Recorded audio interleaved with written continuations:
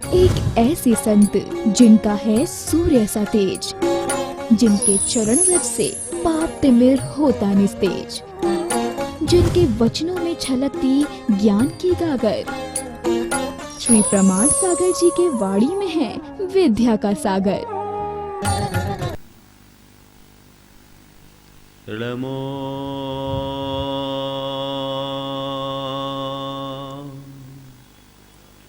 अरिहन्ताणं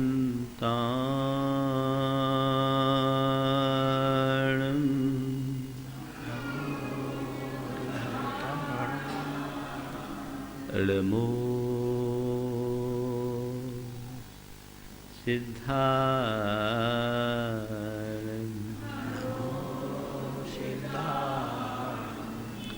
नमो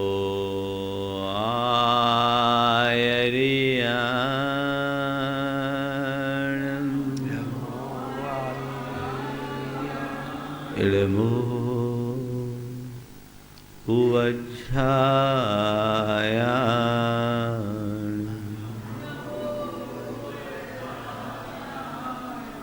नमो लोये सवसाहुनं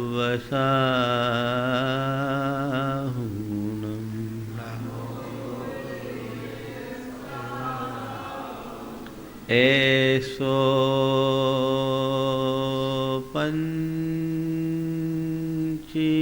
यारो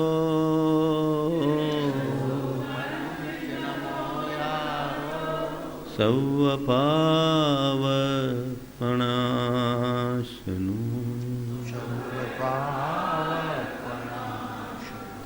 मंगलालं च सर्वेशिं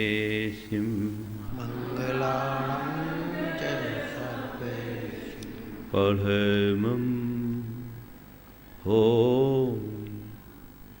मंगलम। जय बोलो देवादिदेव 1008 श्री भगवान महावीर स्वामी की जय जय जय। अहिंसा परमो धर्म की जय जय जय। परम पूज आचार्य गुरुवर श्री विद्यासागर जी महाराज जी की जय जय जय। परम पूज्य 108 मुनि श्री प्रमाण सागर जी महाराज जी की जय जय। परम पूज्य 108 मुनि श्री उत्तम सागर जी महाराज जी की जय। परम पूज्य 108 मुनि श्री विराट सागर जी महाराज जी की जय।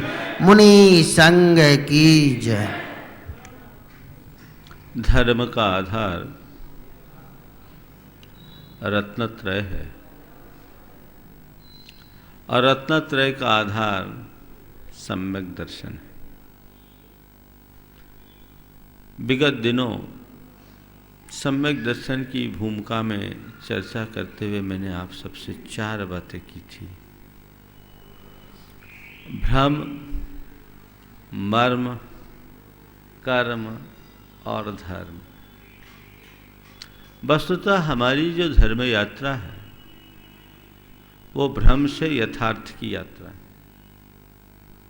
हमारा अनादिकालिक जीवन भ्रमपूर्ण रहा है। हम मिथ्या दृष्टि कहें या भ्रांत दृष्टि, इसमें कोई अंतर नहीं। जब तक हमारे जीवन का भ्रम नहीं टूटता तब तक हम अपने जीवन को संवार नहीं सकते, सुधार नहीं सकते। और जिसके जीवन का भ्रम टूट जाता है उसके जीवन का रंग ढंग सब बदल जाता है। रात सपने में कोई सोता हो और देख रहा है जिस मकान में वो सो रहा है उसमें आग लग गई। आग की लपटें धीरे धीरे बढ़ते बढ़ते पूरे आकाश को छूने लगी और वो आग धीरे धीरे उसके कक्ष के नज़दीक पहुंच गई। पर्दे जलने लगे, दरवाजे जलने लगे, आंच उस तक आ रही है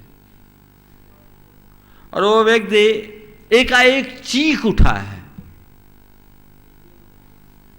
मैं सवाल पूछता हूं,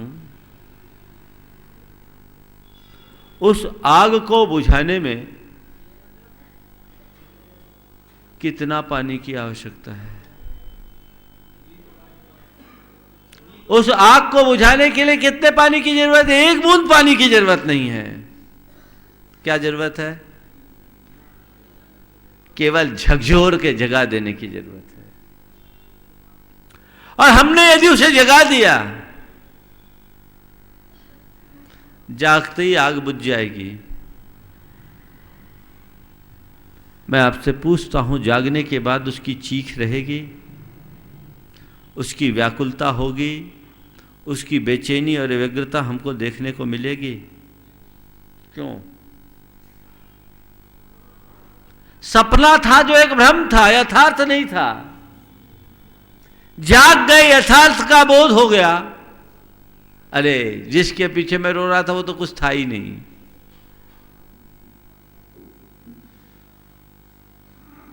एक बहुत बड़ा सूत्र है। आपके पास कोई मूल्यवान चीज हो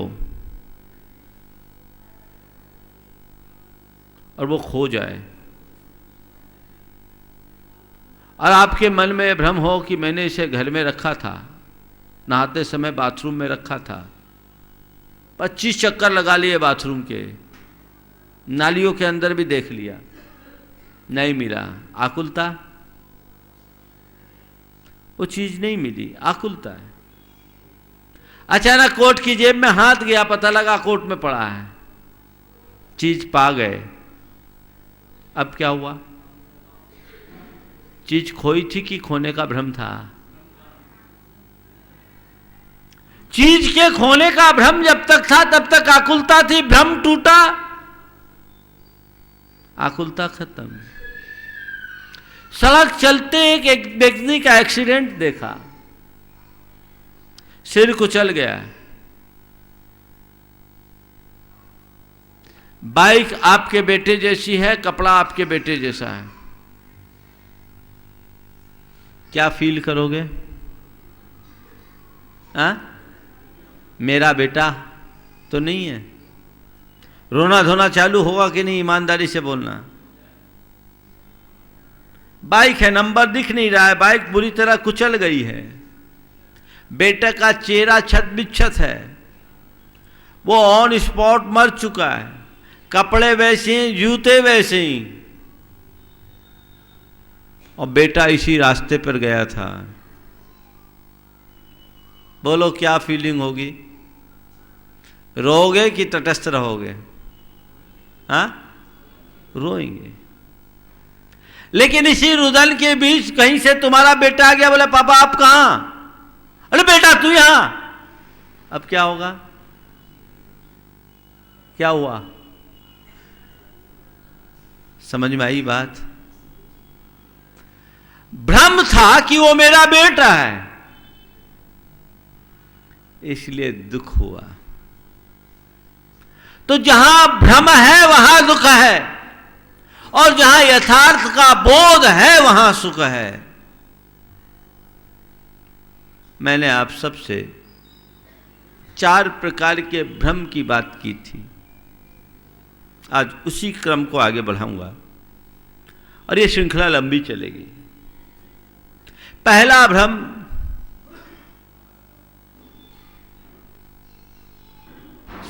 शरीर को आत्मरूप मानना। यह भ्रम जब तक रहेगा देह दृष्टि बनी रहेगी, और जिसके अंदर देह दृष्टि बनी रहेगी वो सारा जीवन तन के पोषण में अपना बिताएगा, आकुलित बना रहेगा। जिसे शरीर और आत्मा की भिन्नता का बोध हो जाता है, भेद विज्ञान संपन्न हो जाता है, वो ये जानता है मैं देह में हूं जरूर, पर मैं देह नहीं हूं। देह में रहते हुए भी विदेह आत्म तत्व का श्रद्धान करता है। देह में देहातीत की अनुभूति करने का रास्ता अपनाता है। वो दशा केवल ज्ञानी के हृदय में प्रकट होती है। संसार के बहुत आए जीव, तन उपजत अपनी उपज जान, तन नसत आपको नासमान की परिणति में है। जब तक देह दृष्टि तब तक मिथ्या दृष्टि, आत्म दृष्टि ही सम्यक दृष्टि है। ये भ्रम टूटना चाहिए। देह आत्म विभ्रांत बहिरात्मा, जो शरीर में आत्म बुद्धि रख कर के चलता है वो बहिरात्मा है। ये बहिरात्मपना छूटे, अंतरात्मपना को उद्घाटित करो।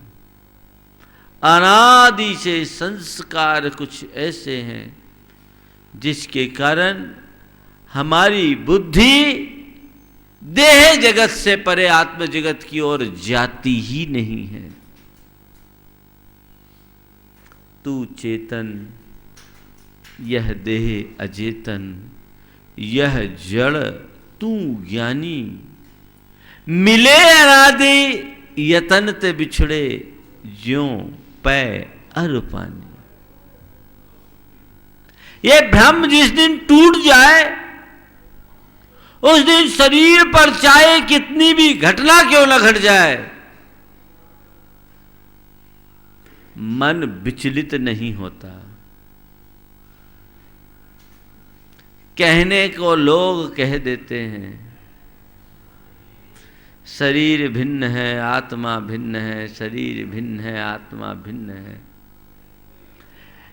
शरीर भिन्न आत्मा भिन्न इस शाब्दिक अभिव्यक्ति का नाम सम्यक दर्शन नहीं, देह से भिन्न आत्मा की आंतरिक अनुभूति सम्यक दर्शन है। शब्दों से अभिव्यक्त करना सरल है, अंतस में अनुभव करना बहुत कठिन है। वो अनुभूति की भूमिका हमारे भीतर घटित हो, वो सत प्रयास हमें करना चाहिए। सारी आध्यात्मिक साधना का निचोड़ यही है, भेद विज्ञान। इस रहस्य को समझो तब मुक्ति मिलेगी। तो पहला भ्रम देह दृष्टि से ऊपर उठना। दूसरा भ्रम जिसमें सुख नहीं उसमें सुख की कामना। सुख किसमें? हाँ, स्वयं में। किस आधार पर कह रहे हो स्वयं में सुख है? महाराज खाते हैं सुख मिलता है, पहनते हैं सुख मिलता है, भोगते हैं सुख मिलता है, 5 इंद्रिय के विषयों का सेवन करते हैं तो सुख मिलता है। आप कह दो सुख आत्मा में, आत्मा ही नहीं दिख रही, सुख कहाँ की बात है? बोलो यथार्थ है कि नहीं? हाँ, तुम्हारा अनुभव क्या है? अनुभव क्या है? सुख का अनुभव तुम्हें किससे होता है? पंचेंद्रिय के विषयों से। यही बोलोगे ना? जोर से बोलो थोड़ा। हाँ, पंचेंद्रिय के विषयों से। मैं कहता हूं विषय सुख भी पंचेंद्रियों से नहीं होता। यही तो तुम्हारा भ्रम है, उसको तोड़ो। पंचेंद्रिय के विषयों से भी सुख नहीं मिलता। महाराज कैसी बात कर रहे, तो आज तक के एक्सपीरियंस के अगेंस्ट है। अगेंस्ट नहीं, यथार्थ है। पंचेंद्रिय के विषयों से सुख मिलता है, तुम्हारा भ्रम है। महाराज कैसे भ्रम है? देखो अभी बता देते हैं। रसगुल्ला खाने से सुख मिलता है? ईमानदारी से बोलो, डाढ़ मत हिला महाराज, चेहरा खिल जाता है। मिलता तो है, ठीक है। अरे क्षणिक और क्षणिक की बात नहीं कर रहा हूं, मिलता है। रसगुल्ला खाते हैं मुंह खिल जाता है, खिलता है ना?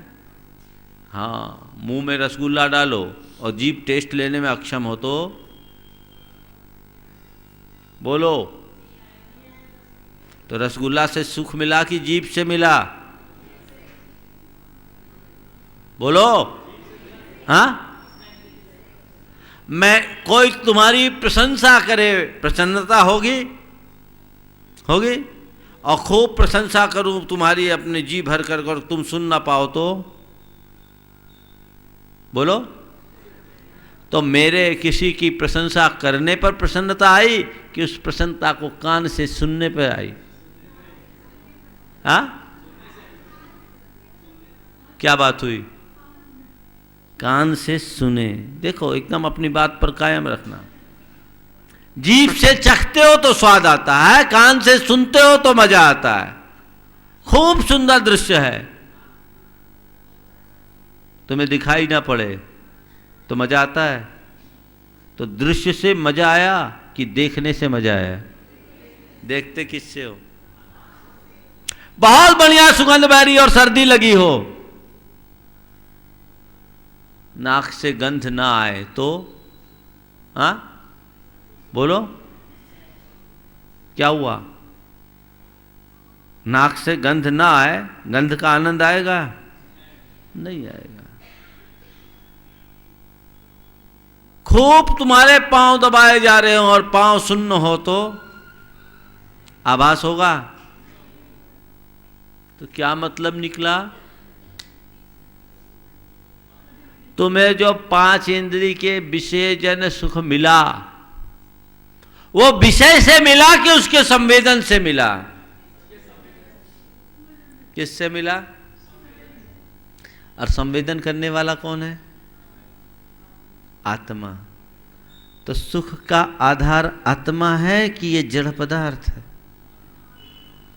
हाँ, बोलो जोर से, क्या है? और तुम सुख खोजते किस में हो? किस में खोजते हो?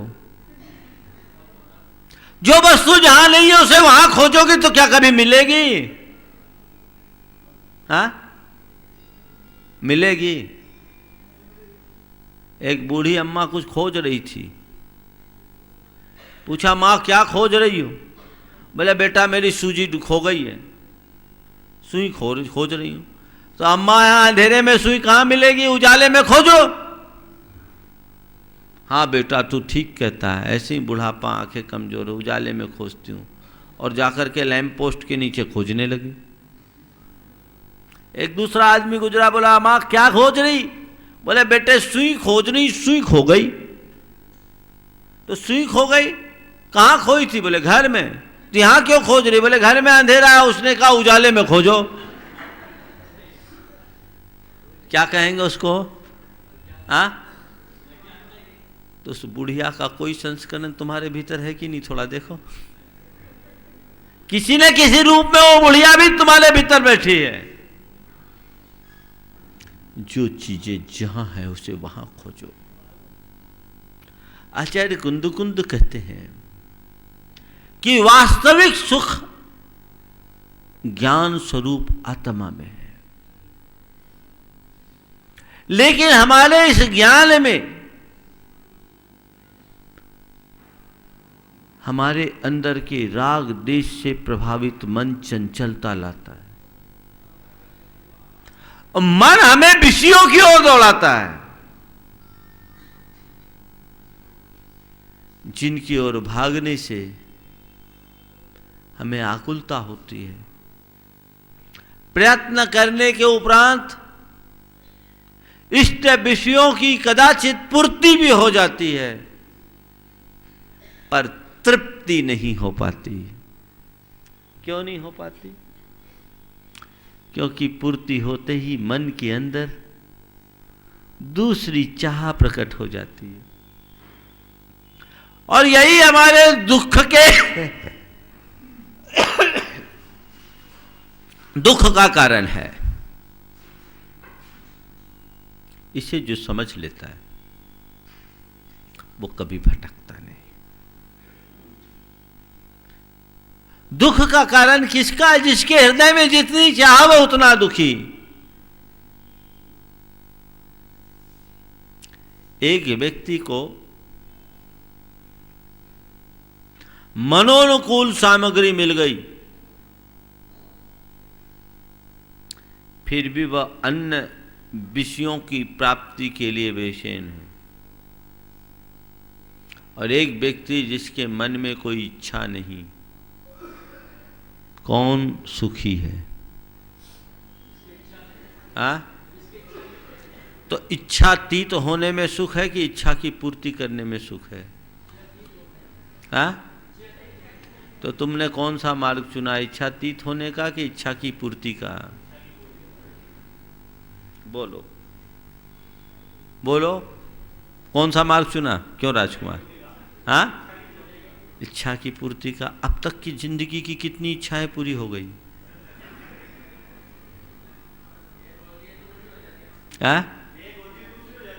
हो जाती, अनुभव है। तो फिर उस लाइन में क्यों लगे? ये भ्रम तो मैं अपनी इच्छाओं की पूर्ति करने के लिए पागल होऊंगा, इच्छाएं अपूर्ण रहेगी। ये तुम्हारे जीवन का आज तक का अनुभव है कि नहीं है? बोलो। जीवन में अब तक तुम्हारे मन में बहुत सारी इच्छाएं हुई होगी, कितनी % पूरी हुई? क्या हुआ? एक भी पूरी नहीं हुई। महाराज एक इच्छा पूरी हो गई, आप नसीराबाद आ गए। इच्छा थोड़ी पूरी होती है, लेकिन जितनी पूरी होती है उससे कई गुनी बढ़ जाती है। जो ज्ञानी जीव होता वो समझता है कि नहीं, इच्छा की पूर्ति इच्छा तृप्ति का साधन नहीं, इच्छाओं का नियंत्रण ही इच्छा तृप्ति का साधन है। कहते रावण जब मरणासन्न था तो उससे किसी ने पूछा, आपने अपने जीवन में बड़े बड़े काम किए, इस मरणासन्न घड़ी में आपसे हम पूछना चाहते कि क्या आपकी कोई इच्छाएं शेष रह गई? कहते हैं रावण ने कहा, ऐसे तो मेरे मन की अनेक इच्छाएं अधूरी रह गई, पर मेरी 3 ऐसी इच्छाएं हैं जिसको पूरा करने के लिए मैंने पूरे जीवन लगा दिए, पर वो अधूरी है, उसकी कसक मेरे मन में जरूर है। मेरी 3 इच्छाएं अधूरी रह गई, जिनके अधूरी रहने के कारण मेरे मन में अभी भी कसक है, मैं उन्हें पूरी नहीं कर सका। शायद तुम लोग कर सको तो कर लेना। सबके सब आश्चर्यचकित, ऐसी कौन सी इच्छा? बोले बताइए। उसने कहा, मैंने सोने की लंका बनाई। मेरी एक इच्छा थी कि सोना सुनहला है, सुंदर है, पर काश उसमें सुगंध होती, काश सोने में सुगंध होती। मेरी जिंदगी बीत गई पर मैं सोने को सुगंधित नहीं कर पाया। मेरी दूसरी इच्छा थी कि सागर में अथाह जल है, पर वो खारा है। मैं सोचता कि काश सागर का जल मीठा होता तो वो जनता के काम आता, लेकिन मैं सागर के जल को मीठा नहीं कर सका। और मेरी तीसरी इच्छा थी कि अग्नि जले पर उसमें धुआं ना उठे,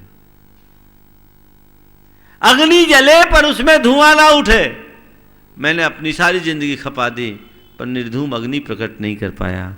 और इतना कहकर रावण मर गया और हम सबके सामने एक प्रश्न छोड़ गया। सोचने की बात है, बहुत गहरा संदेश है, घटना काल्पनिक है, लेकिन इसका संदेश बहुत गहरा है कि अपने मन की इच्छाओं को पूरी करने का मतलब सोने को सुगंधित करना, समुद्र को मीठा बनाना और बिना धुआं उड़ाए अग्नि जलाने जैसा असंभव प्रयत्न करना है। इस बात पर भरोसा, पक्का विश्वास है? धारा मोड़ो। पर में सुख की खोज, मनुष्य का एक बहुत बड़ा भ्रम है। पंचेंद्रिय विषयों से आज तक न तो किसी को सुख की अनुभूति हुई है न होगी। हाँ, कैसा है ये सुख? किसी को खाज हो जाए और वो आदमी खाज खुजाए, कैसा लगता है? जिस समय खाज खुजाते हैं, हाँ, अच्छा लगता है ना? कितनी देर? हाँ, उसके बाद जी भर के खाज खुजा लेने के बाद हाँ, जलन होती है। सच्चे अर्थों में देखो तो तुम जो कुछ भी कर रहे हो खाज खुजाने की तरह है, और उसकी जलन का अनुभव भी कर रहे हो, पर खाज खुजाने की आदत नहीं छोड़ रहे हो। खाज खुजाने की आदत बंद करो। सबसे उत्तम तो यह है कि खाजी न उठे, तो खुजाने की जरूरत ना पड़े। साफ सुथरे रहो, खाजी नहीं होगे। हाँ, जो गंदे संदे तरीके से जीते हैं उनके शरीर में ज्यादा खाज आती है। साफ सुथरे व्यक्ति को खाज खुजाल थोड़ी होती है, नहीं होती। जीने का तरीका अच्छा रखो, कभी विषय इच्छा की खाज नहीं आएगी। और खाज आए तो उसे खुजाने की जगह उस पर कोई मरहम या लोशन लगा लो, ताकि वो धीरे धीरे अपने आप शांत हो जाए। जब भी विषय इच्छा की खाज मन में आए, भेद विज्ञान की मरहम उसमें लगा दो, बैराग का लोशन उसमें चढ़ा दो, तुम्हारी खाज मिट जाएगी। वो उसका स्थायी ट्रीटमेंट है। ये विवेक होना चाहिए। पर में ऐसी सुख की अभिलाषा बहुत बड़ा भ्रम है।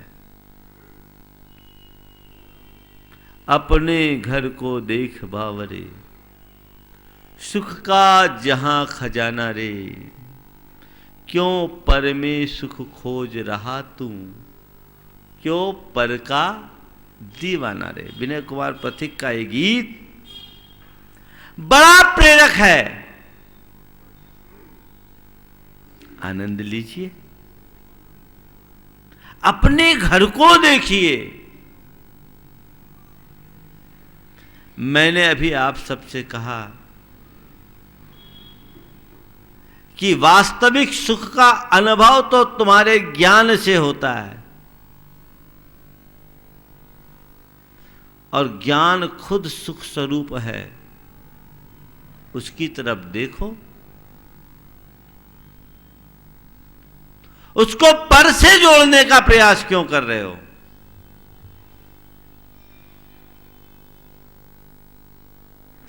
अपनी धारणा को मोड़ते ही जीवन सुखी हो जाता है, और जिस मनुष्य की धारणा गड़बड़ होती है वो सारी जिंदगी दुखी होता है। और आज तक जो भी तुम्हारे जीवन में दुख है ना, वो तुम्हारे धारणा के कारण है। ट्रेन में दो आदमी आपस में बुरी तरह झगड़ रहे थे। एक बार बार शीशे को खो रहा था, एक बार बार शीशे को गिरा रहा। शीशे को खोलने वाला कहता कि भैया गर्मी लग रही है, बोला बहुत सर्दी है, बंद करो। दोनों बुरी तरह उलझ गए। एक शीशे को खोलने की कहे, एक शीशे को बंद करने के लिए कहे, और इसी बीच टीसी आया। दोनों ने एक दूसरे की शिकायत की। टीसी ने मामले को देखा, बोला भैया तुम लोग काहे को उलझ रहे हो? बोले क्यों? थोड़ा शीशे को तो देखो, इसमें केवल फ्रेम है, कांच है ही नहीं है। कांच नहीं है, पर एक खोलने के लिए लड़ रहा, और एक बंद करने के लिए लड़ रहा।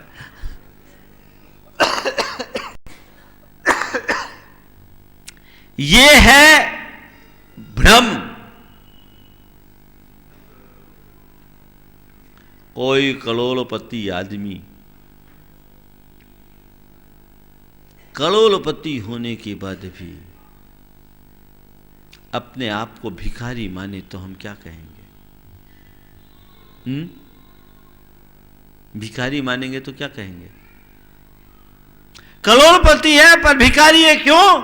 उसको पता नहीं, यथार्थ का पता नहीं। हमने सुना है, हमने सुना है एक भिखारी जिंदगी भर भीख मांगा, वो मरा, उस गंदे स्थान को साफ करने के लिए लोगों ने खोदा तो पता लगा 1 फुट नीचे खजाना था। जिस जगह कर बैठ करके उस आदमी ने भीख मांगी उसी जगह करोड़ों का धन गड़ा था। काश उसे पता रहता तो उन सबको पा जाता। अज्ञानता मनुष्य के जीवन का बहुत बड़ा अभिशाप है। तुम भिखारी बने हुए हो, तुम्हें पता नहीं कि तुम क्या हो, तुम्हारे भीतर क्या क्या निधियां भरी पड़ी है। काश उन्हें पहचानते तो तुम्हारे जीवन की दिशा और दशा कुछ और होती है। भ्रम तोड़ो, वो कहानी मत भूलो कि शेर का बच्चा सियारों के द्वारा पाला गया। जिंदगी में उसने सियारों को ही अपना माँ बाप माना, सियारों के टोले में रहा, उनके ही साथ सड़ा गला मांस खाया और शेर हो करके सियारों की तरह हुआ हुआ बोलना शुरू कर दिया। शरीर तो उसका विकसित हो गया, मानसिकता उसकी सियार की बन गई। शेर हो करके भी सारे जीवन उसने अपने आप को सियार माना। एक दिन किसी शेर की दृष्टि उस पर पड़ी। शेर को देखते ही सारे सियार भाग गए और सियारों के समूह में वो भी तेजी से भाग गया। शेर को बड़ा आश्चर्य हुआ, मुझ जैसा कद्दावर शेर और मुझे देख करके सियारों जैसा आचरण कर रहा है। इसे तो सामने आकर मुझे चुनौती देनी चाहिए। यह मेरी जाति का अपमान है। आगे लपक कर शेर ने उसे रोका। शेर को सामने देखकर सियारों की तरह घिघियाते हुए कहा, क्षमा करो।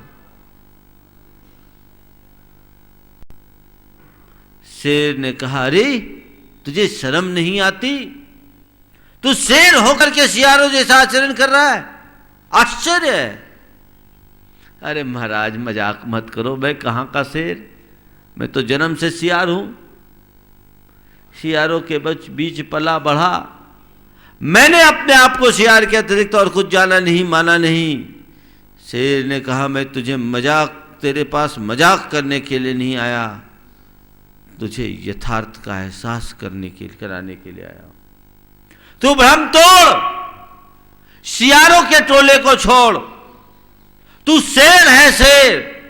महाराज कृपा कर ऐसा न कहे, आप शेर हो, आप वनराज हो, मैं क्या हूं? नहीं, चल मैं तुझे बताता हूं तू क्या है। पास में एक नदी बह रही थी। शेर ने सियार पालित शेर को अपने साथ लेकर नदी के किनारे पहुंचा। दोनों नदी के तट पर खड़े हुए, दोनों का प्रतिबिंब एक साथ पानी में पड़ा।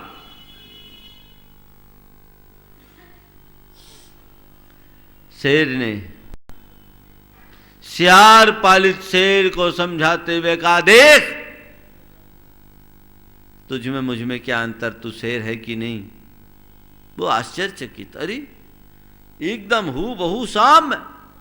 और तभी शेर ने जोर की दहाड़ लगाई। शेर की दहाड़ सुनते ही सियार पालित भीतर का शेर जाग गया उसने भी जोर की दहाड़ लगाई, सारे सियार भाग गए। उसे समझ में आ गया कि मैं शेर हूं। मैं भी कभी सियारों की टोली में था, सदगुरु की दहाड़ सुन करके शेर बन गया। तुम लोग सियार से शेर नहीं बन पाए, होशियार जरूर बन गए। क्या बने?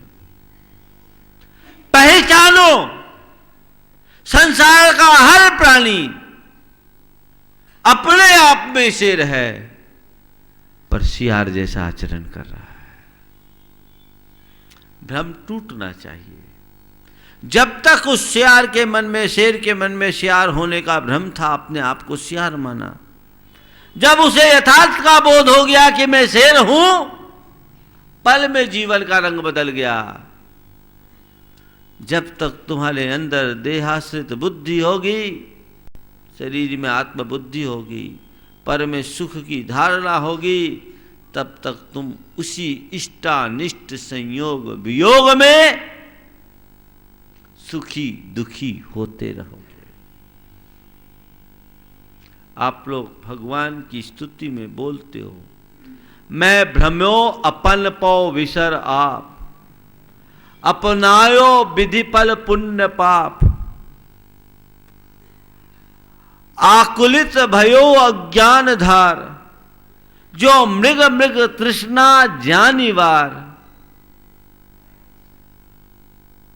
पर में अनिष्टता इष्ट थान। क्या है इसके पीछे लाइन?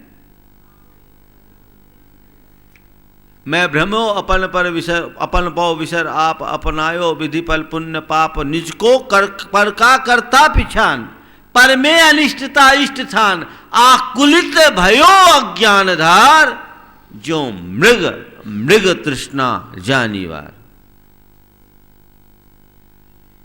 कितनी उत्कृष्ट भावना है।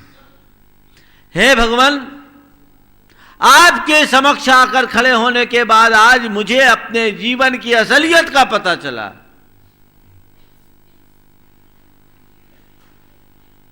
मैं इस संसार में भ्रमण किया, भ्रांत रहा, भटका। क्यों? अपन पौ विसर आप, अपने स्वरूप को भूल जाने के कारण ही संसार में भटकता रहा। और क्या किया?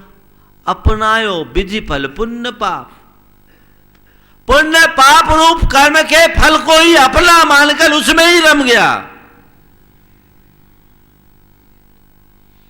आकुलित भयो अज्ञान धार, पर में अनिष्टता इष्ट थान। हमने पर में इष्ट अनिष्ट बुद्धि रखी, निज को पर का करता पिछान, पर में अनिष्टता इष्ट मान। ये मेरे भीतर की कर्ता बुद्धि, भोक्ता बुद्धि ने मुझे ऐसे आकुलित किया जैसे मृग मृग तृष्णा को पानी मानने के भ्रम से आकुलित होता है। ये भ्रम है, भ्रम टूटना चाहिए। कबीर दास ने एक बहुत सुंदर भजन लिखा,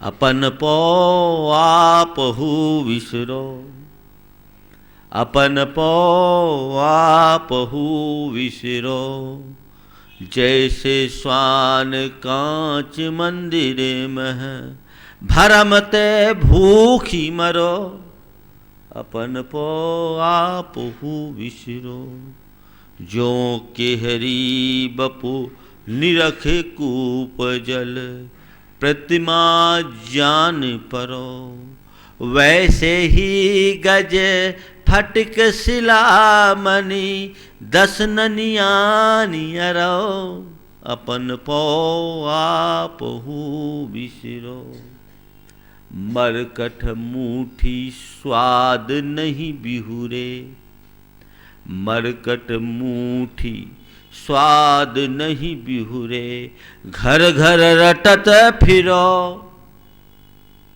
कहत कबीर ललनी के सुगना, कहत कबीर ललनी के सुगना तोहे कौन पकड़ो, अपन पौ आपहु विसरो।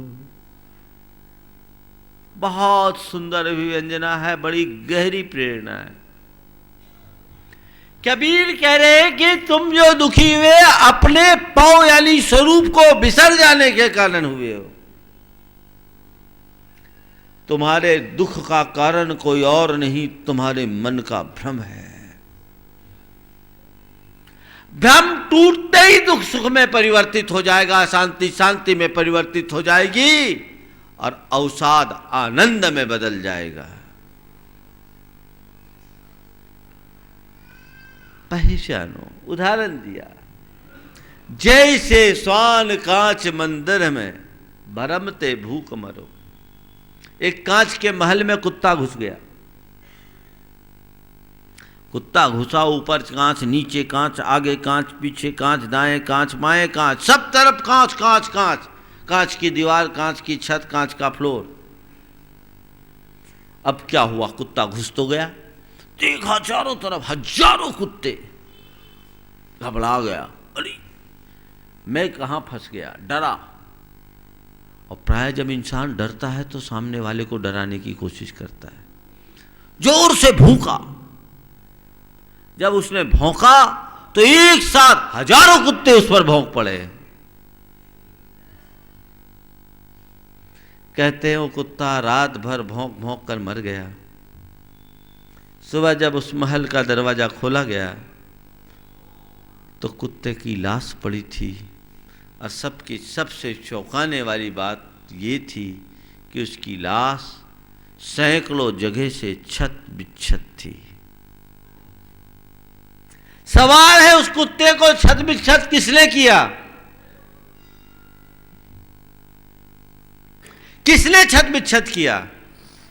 कोई दूसरा कुत्ता था वहां?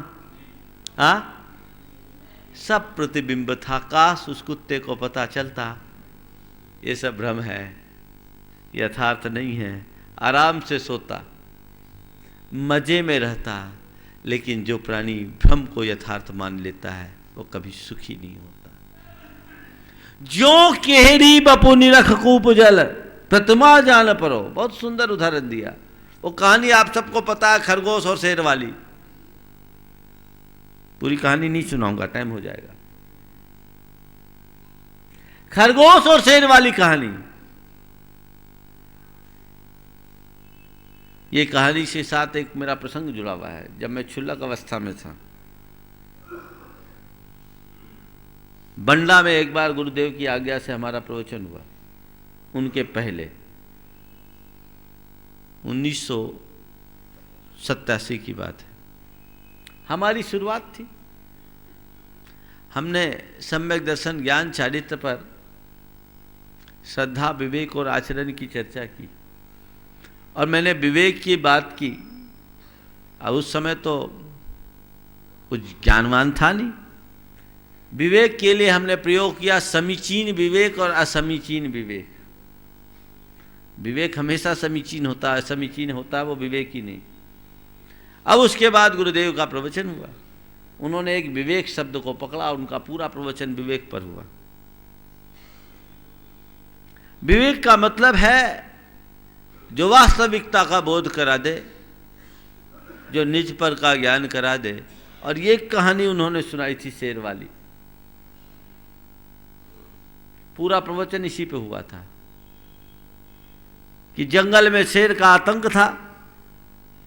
एक दिन जंगल के सारे जानवरों ने मीटिंग की, बोला भाई शेर एक है, हम इतने, उसको रोज कोई ना कोई शिकार चाहिए। लेकिन वो क्या करता है, रात भर शिकार के लिए निकलता है, और हम सब लोग बेचैन रहते हैं। एक काम करो, शेर से संधि कर ली जाए। और एक प्रस्ताव रखा गया कि हम लोग रोज एक एक प्राणी शेर के पास चले जाएं ताकि बाकी निश्चिंता से सोएं। प्रस्ताव पारित हुआ। सारे जानवर एक साथ शेर के पास पहुँचे। शेर अपने गुफा के बाहर टहल रहा था। जब सब के सब पहुँचे तो शेर को बड़ा आश्चर्य हुआ कि जो मेरे गंध से भागते हैं ये एक साथ क्यों आ गए। पूछा क्या बात है? महाराज आप हमारे अन्नदाता हो, आप हमारे रक्षक हो, हम लोगों को बहुत बुरा लगता है कि हमारा राजा अपने भोजन के लिए दर दर फिरे, इसलिए हम लोगों ने एक प्रस्ताव पारित किया। बोले क्या? बोले राजा की सेवा करना प्रजा का कर्तव्य है, क्योंकि राजा प्रजा की रक्षा करता है। इसलिए हम लोगों ने तय कर लिया कि प्रतिदिन एक एक जानवर आपके पास आएगा, जिसका नंबर आएगा बाकी हम सब आपकी आज्ञा अनुसार अपना काम करेंगे। शेर ने मन में सोचा चलो अच्छा है, जुगाड़ मिल गई, नहीं तो कई दिन उपवास हो जाते थे, कोई शिकार ही नहीं मिलता था। चलो एक तो आएगा। बोले देखो ये नियम तोड़ोगे तो एक को नहीं छोड़ूंगा। बोले महाराज कैसे बोल सकते हैं, राजा के अलावा हम प्रजा रहेंगे कहाँ? प्रस्ताव पारित हो गया, शेर ने मान लिया। प्रतिदिन एक जानवर का नंबर होता, जिसका नंबर होता वो तो बेचारा उस पर सहमत आती और बाकी सब निश्चिंत होते। क्रम चला, एक दिन एक खरगोश का नंबर आया। खरगोश निकला नहीं तो दूसरे जानवरों ने कहा जाओ तुम जाओ। बोले मैं चले जाऊंगा, आप निश्चिंत रहे। बोले देख तू लेट हुआ और नहीं पहुंचा तो गड़बड़ हो जाएगा, सब पर सहमत आएगी। बोले आप चिंता मत करो। वो गया, 3 घंटे लेट पहुंचा। शेर के पेट में चूहे कूद रहे थे और 3 घंटे विलंब से और आया तो एक खरगोश जो उसके लिए नाश्ते बराबर भी नहीं था। ये क्या? खरगोश ने तुरंत अपना पैतरा बांधा, बोला मैं बदला बना महाराज, जल्दी से मुझे आप खा करके अपना भूख मिटा लो, लेकिन आज तो जैसे तैसे मैं आ गया, कल से आपको पास कोई नहीं आ पाएगा। लेकिन क्या हो गया? रास्ते में एक दूसरा शेर मिल गया, उसने मुझे रोक लिया, कहा जंगल का राजा मैं हूं। जंगल का राजा मैं हूं, तुम कहां जा रहे हो? हमने कहा नहीं, हमारे राजा का ठिकाना अलग, हम जानते अपने राजा को, तुम हमारे राजा नहीं हो। महाराज वो मेरे ऊपर लपक पड़ा, वो तो मैं झाड़ियों में छुप गया, वो खूब खोजा मुझे। फिर बाद में जब वो अपनी गुफा में चला गया तो मैं दुबक करके आया। आज छोटा प्राणी था इसलिए आ गया, पर कल से बड़े प्राणी आए इसमें मुझे संशय है। आप क्या था? शेर ने कहा कहां था वो? बोले चलो बता दे। बोले चलो बताओ आप। शेर खरगोश शेर को लेकर के गया, आगे चला, एक कुआं था। बोला महाराज इसी गुफा में घुसा था। शेर ने कुएं में झांक कर देखा, उसका प्रतिबिंब पड़ा, अच्छा इसमें शेर है, और धम्म से कूद गया। ज्यों केहरी बपू निरख कूप जल, प्रतिमा जान परो अपन पो आप हु बिसरो। बहुत प्रेरक बात है। तो ये भ्रम टूटना चाहिए। पहला भ्रम शरीर में आत्मबुद्धि रखना, दूसरा भ्रम पर में सुख मानना, तीसरा भ्रम नश्वर को शाश्वत मानना।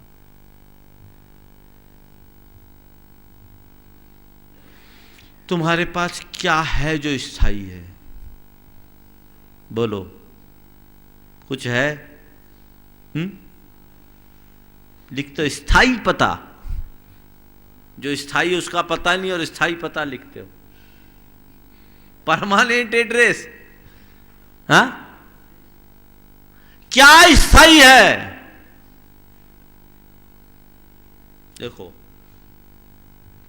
जब मनुष्य भंगुर को स्थायी मानता है और वो टूटता है तो उसे तकलीफ होती है।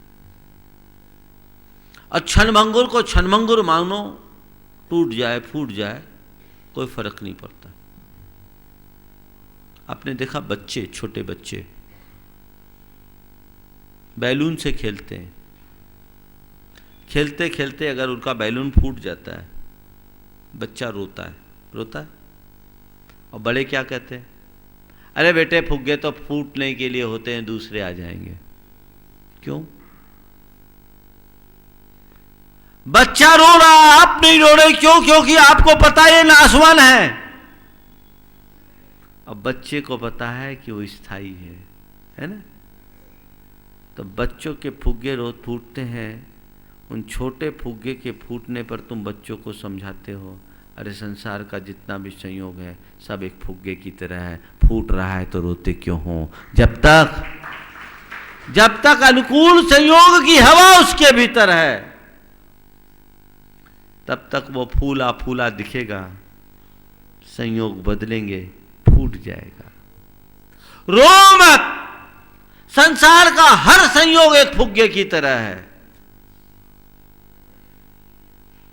पानी के बुलबुले की तरह है, अस्थायी है, मोमेंटरी है, क्षण क्षयी है। इसमें उलझो मत, उसको शाश्वत मानो ही नहीं। न शरीर स्थायी है, न संपत्ति स्थायी है, न संबंधी स्थायी है। संसार का कोई भी संयोग स्थिर नहीं है, कुछ भी नहीं है, सब क्षण क्षयी है। इसको स्थायी जब तक मानोगे तब तक दुखी बने रहोगे। तुम्हारा क्षण क्षयी तो क्या करे, छोड़ दे। छोड़ने की बात नहीं कर रहा हूं, इन्हें स्थायी मानने का भ्रम छोड़ो और जब तक तुम्हारे पास है इसका उपयोग करो और उपभोग करो।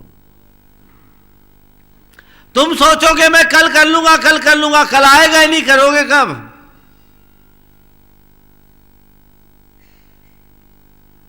तो नश्वर को शाश्वत मानना जीवन का भ्रम है, जो मोह उत्पन्न करता है और मनुष्य को दुखी बनाता है। जीवन को नश्वर मानोगे, जीवन के प्रति मोह होगा। बोलो भैया पल की खबर नहीं, जो करना है जल्दी कर लो। और जो जीवन को शाश्वत मानता रहे, अभी लंबी चौड़ी जिंदगी 70, 80, 100 वर्ष तो जिएंगे, सब कर लेंगे, कुछ नहीं कर पाओगे। तो पहला भ्रम शरीर में आत्मबुद्धि रखना, दूसरा भ्रम पर में सुख खोजना, तीसरा भ्रम नश्वर को शाश्वत मानना और चौथा भ्रम पर को अपना मानना। कोई नहीं है तुम्हारा। जीवन का यह दृश्य जगत का एक बहुत गहरा सपना है। जीवन का यह दृश्य जगत का एक बहुत गहरा सपना है। तब तक दृश्य, जब तक नींद भरी आंखों में, तब तक दृश्य जगत अपना है। जीवन का यह दृश्य जगत का एक बहुत गहरा सपना है। जब तक नींद भरी आंखों में, तब तक दृश्य जगत अपना है। उतनी देर जाग कर जी लो जितनी अभी उम्र बाकी है। कोई नहीं किसी का साथी, सारी यात्रा एकाकी है। पहचानो। राजा भोज सो रहा था। उसने सोचा कि कवि तो था ही, तो सोचा कि मैं अपनी सारी संपत्ति को एक छंद में निबद्ध कर दूं। तो लिखा, पहली पंक्ति लिखी, चेतो हरा युवत यह सुहृदोनुकूला। मेरे चित्त को हरने वाली मेरी एक से एक रमणियां हैं। मेरे जितने भी सुहृद हैं, बंधु बांधव, वो बड़े अनुकूल हैं, नौकर चाकर अनुकूल हैं। सद बांधवा प्रणय गर्भ गिराश्च भत्या। दूसरी लाइन लिखी, मेरे बंधु बांधव बहुत अच्छे हैं, मेरे नौकर चाकर मेरे लिए प्रेम पूरित शब्दों का प्रयोग करते हैं। तीसरी लाइन लिखी, बलगंत दंत निवाह तरलास्तरंगा। मेरे यहां खूब हाथी घोड़े भरे पड़े हैं। हाथी चिघाड़ते हैं और घोड़े हिनहिनाते हैं। अब चौथा चरण पूरा करूं तो छंद पूरा हो, और छंद पूरा हो तो मुझे नींद आए। वो राजा सोए। दोहरा रहा है, चेतो हरा युवत यह श्रुदो अनुकूला सदबांधवा प्रणय गर्भ गिरश्च हृत्या बलगंत दंत निवास तरलास्तरंगा। लेकिन चौथा चरण बन नहीं रहा था। और कहते हैं उसी दिन राजा के कमरे में एक चोर घुसा हुआ था। उसके पलंग के नीचे छिपा था। चोर पलंग के नीचे छिपा हुआ था। ये मत पूछना कि उसके कमरे में चोर कैसे पहुंच गया। पहुंचाओ या नहीं पहुंचाओ, कहानी में तो पहुंचा है।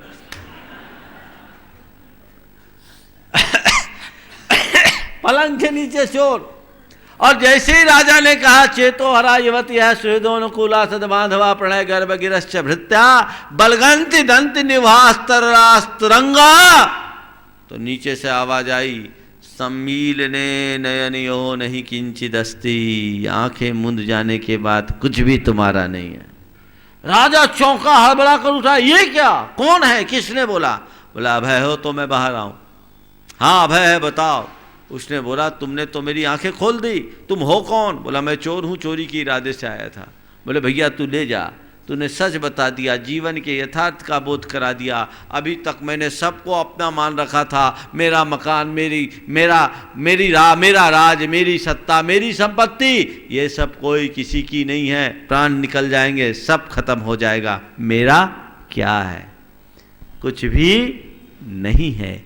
ये भ्रम टूटना चाहिए, और ये भ्रम टूटेगा तभी हमारे जीवन का कल्याण होगा। हमें उस तरह के कल्याणमुखी दृष्टि होनी चाहिए जिससे हम अपने आप को आगे बढ़ा सके और अपने जीवन को धन्य कर सकते। समय आपका हो गया। बोलिए परम पूज्याचार्य गुरुवर श्री विद्यासागर जी महाराज की। जावानी के ज्ञान ते सूझे कालोक, सोबानी मस्तक धरो सदा दो है जिनवानी भारती तो जपो दिन रैन, जो तेरा शरण आ गए सो पावी सुख चैन। गुणायतन जैन धर्म का एक अति महत्वपूर्ण ऐतिहासिक कदम होगा, जो सारे लोक के जीवन के गुणात्मक परिवर्तन का आधार बनेगा, और जीवन का गुणात्मक परिवर्तन ही मोक्ष मार्ग में सहायक होगा। इतिहास का हिस्सा बनने का अवसर कुछ ही जीवों को प्राप्त होता है, या यूं कहिए कि कुछ भाग्यशाली जीव ही ऐसे कल्याणकारी अवसर का लाभ उठा सकते हैं। आइए आप भी यथाशक्ति दान करें, इस मुहिम का हिस्सा बनें।